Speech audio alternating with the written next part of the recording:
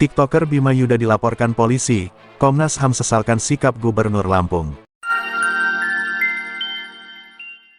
Dari aksi yang dilakukan oleh Bima Yuda ini membuat kita membuka mata selebar-lebarnya untuk membedakan mana penyambung lidah yang sebenarnya.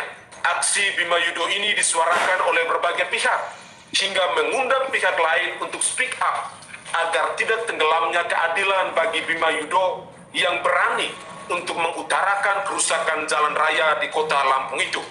Untuk menindaklanjuti kritik yang dilakukan oleh Bima Yuda, membuat masyarakat Indonesia kembali berbondong-bondong untuk mengawal kasus ini, agar keadilan berjalan tegak di negara ini.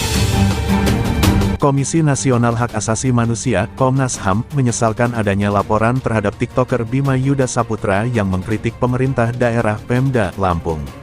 Komisioner Komnas HAM Anis Hidiah mengatakan, Komnas HAM menyesalkan sikap pelapor dan sikap gubernur serta jajaran Pemda Lampung atas laporan tersebut.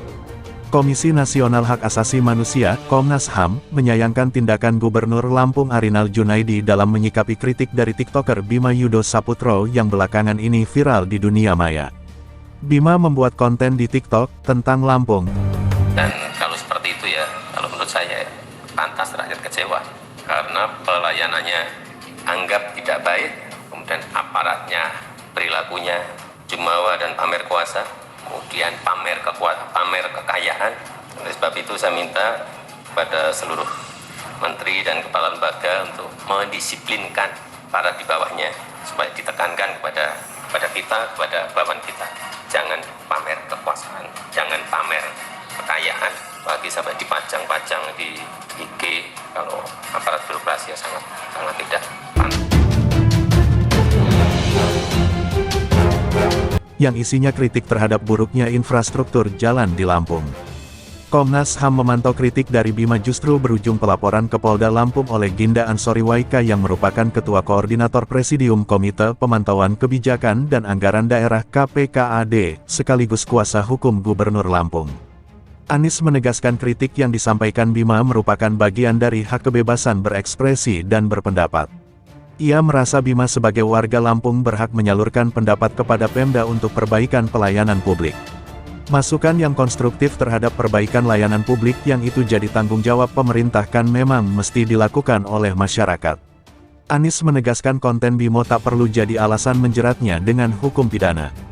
Mestinya itu justru jadi masukan baik, tidak kemudian malah jadi pintu kriminalisasi. Komnas HAM mengimbau agar segala masukan dari masyarakat dihargai sebagai bagian dari ekspresi dan pendapat kepada pemerintah. Apalagi penyampaian kritik oleh masyarakat sudah diatur dalam UUD 1945.